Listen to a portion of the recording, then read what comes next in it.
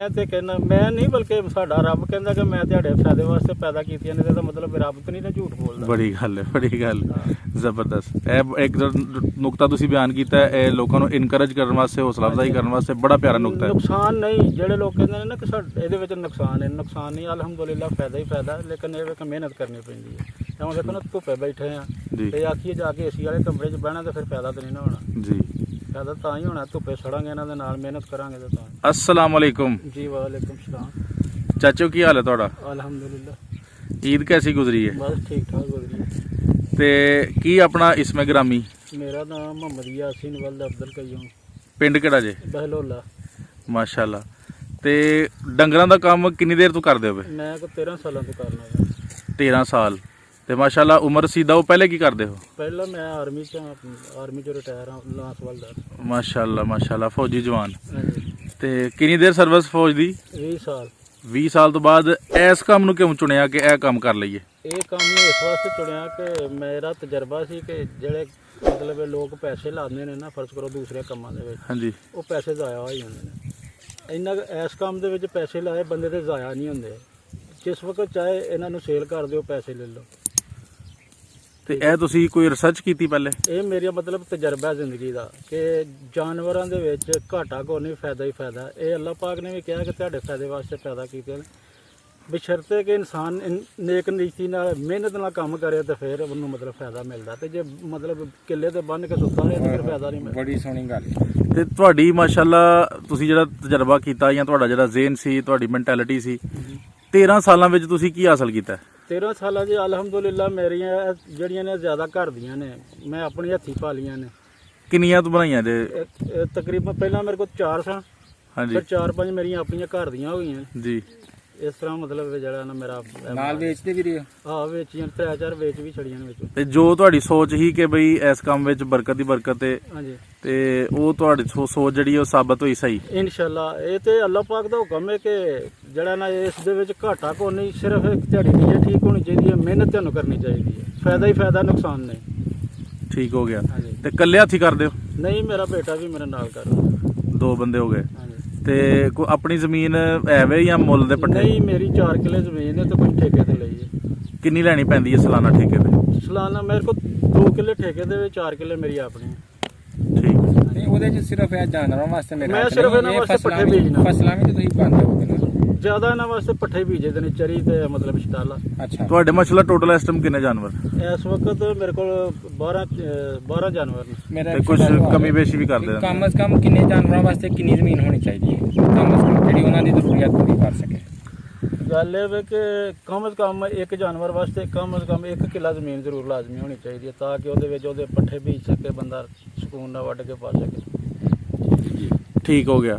अच्छा चाचू, ਇਹ ਦੱਸੋ ਕਿ ਤੁਹਾਡੀ ਇਸ ਟਾਈਮ ਹੁਣ ਗਰਮੀਆਂ ਦਾ ਮੌਸਮ ਹੈ ਤੇ ਕੀ ਰੂਟੀਨ ਹੈ ਤੁਹਾਡੀ? ਕਿੰਨੀ ਦੇਰ ਇਹਨਾਂ ਨੂੰ ਚਾਰਦੇ ਹੋ, ਕਿੰਨੀ ਮਿਹਨਤ ਕਰਦੇ ਹੋ? ਮੈਂ ਹੁਣ ਤੁਹਾਡੇ ਸਾਹਮਣੇ ਲੈ ਕੇ ਆਇਆ, ਕੋਈ ਘੰਟਾ ਕੁ ਹੋਇਆ ਜੀ। ਤੇ ਮੈਂ 2-3 ਘੰਟੇ ਇਹਨਾਂ ਨੂੰ ਚਾਰਨਾ, ਫਿਰ ਛਾਵੇਂ ਬੰਨ ਛੱਡਣਾ ਇੱਥੇ ਹੀ, ਕੁਛ ਇੱਧਰ ਤੇ ਇੱਧਰ, ਕੁਛ ਇੱਧਰ। ਅੱਛਾ। ਹਾਂਜੀ। ਤੇ ਜ਼ਰਾ ਇਹ ਵੀ ਰੋਸ਼ਨੀ ਪਾਇਓ ਗੱਲ ਤੇ ਕਿ ਹੁਣ ਗਰਮੀ ਹੈ ਤੇ ਇਹ ਤੁਸੀਂ ਇੱਕ ਸਟਾਲਾ ਜਿਹੜਾ ਖਵਾ ਰਹੇ ਹੋ, ਹਾਂਜੀ। ਇਹ ਫੁੱਲਾਂ ਵਾਲਾ ਸਟਾਲਾ ਹੈ, ਹਾਂਜੀ। ਤੇ ਜ਼ਿਮੀਦਾਰ ਭਰਾਵਾਂ ਨੂੰ ਦੱਸਿਓ ਕਿ ਇਹਦੇ ਖਵਾਉਣ ਵਿੱਚ ਕੋਈ ਫਾਇਦਾ ਕੋਈ ਨੁਕਸਾਨ?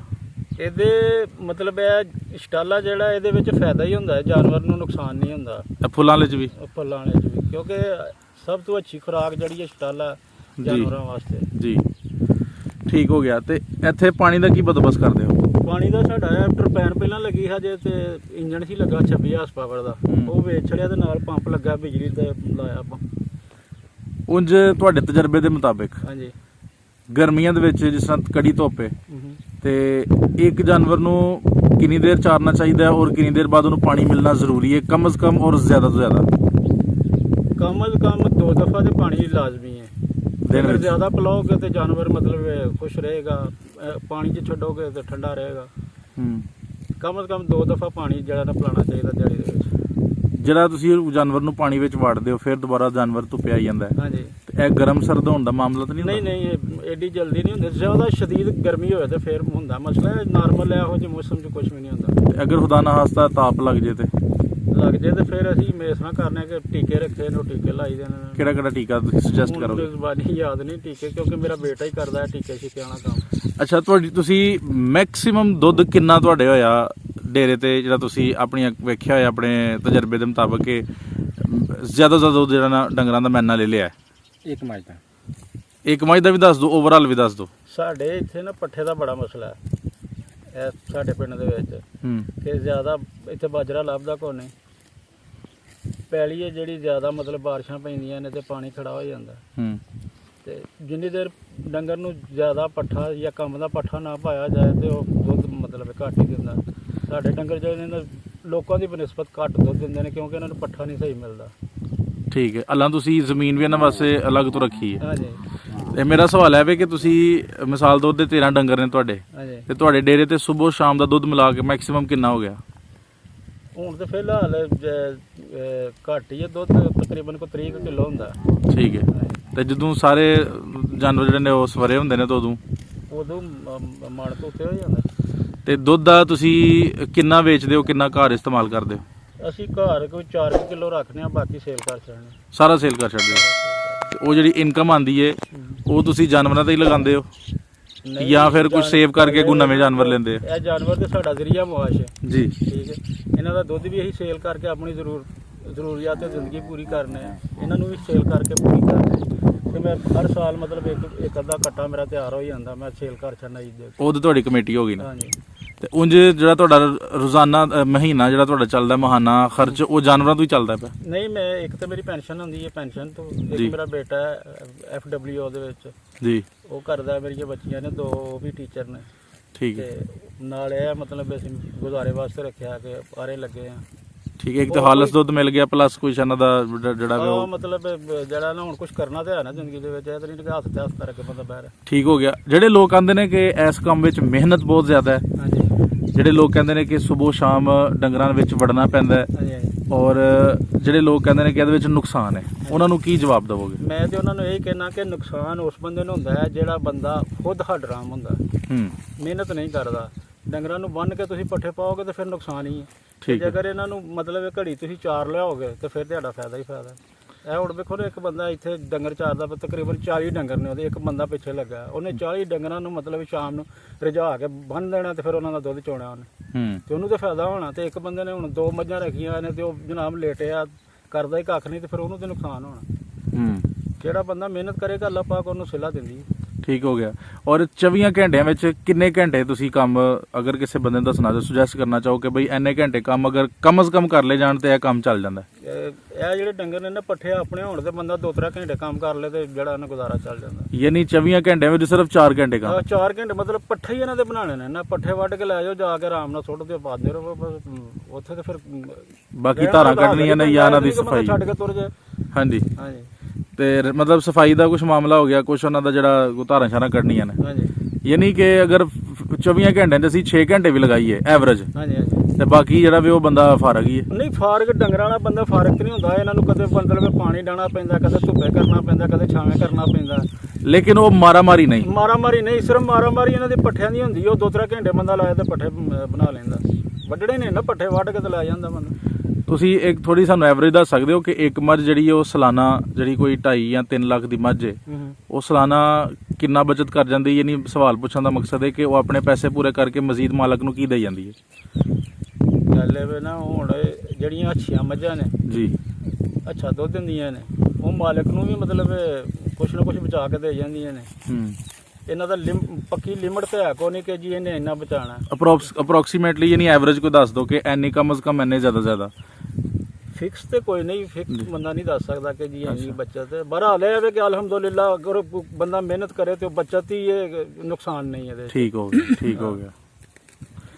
ਤੇ ਚਾਚੋ ਕੋ ਤੁਸੀਂ ਅਗਰ ਜਾਨਵਰ ਕੋ ਬਿਮਾਰ ਹੋ ਜਾਏ, ਹਾਂਜੀ, ਤੇ ਇਲਾਜ ਕਿਹੜੇ ਨੂੰ ਪ੍ਰੈਫਰ ਦਿੰਦੇ ਹੋ, ਵਿਦੇਸ਼ੀ ਜਾਂ ਵਲੈਤੀ? ਨਹੀਂ, ਅਸੀਂ ਤੇ ਜਿਹੜਾ ਨਾ ਡਾਕਟਰ ਹੈ ਸਾਡਾ, ਜਿਹੜਾ ਮਤਲਬ ਯੂਨੀਅਨ ਕਾਉਂਸਲ ਦਾ, ਅਸੀਂ ਉਹਨੂੰ ਫੋਨ ਕਰਨੇ ਆ ਜਾਂਦਾ, ਆਣ ਕੇ ਟੀਕੇ ਲਾ ਜਾਂਦਾ। ਨਹੀਂ ਤੇ ਉਹ ਸਾਨੂੰ ਦੱਸ ਦਿੰਦਾ ਕਿ ਫਲਾਣਾ ਟੀਕਾ ਲਾ ਦਿਓ, ਅਸੀਂ ਲਾ ਦਿੰਦੇ। ਸਹੀ ਹੋ ਗਿਆ।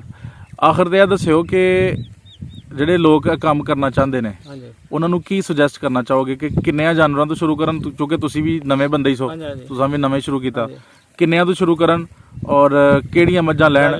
ਨਾ ਕਿ ਹੁਣ ਇੱਕ ਬੰਦਾ ਉਹਨੇ ਮਤਲਬ ਜ਼ਿਆਦਾ ਮੱਝਾਂ ਰੱਖਣੀਆਂ ਨੇ ਜੀ, ਫਰਜ਼ ਕਰੋ 100 200 300 ਮੱਝ ਰੱਖਣੀ ਹੈ ਜੀ। ਇੱਕ ਬੰਦਾ ਜਿਹਨੇ 3-4 ਰੱਖਣੀਆਂ ਨੇ ਜੀ, ਉਹਦੇ ਵਿੱਚ ਤੇ ਇਹਦੇ ਵਿੱਚ ਫਰਕ ਹੈ।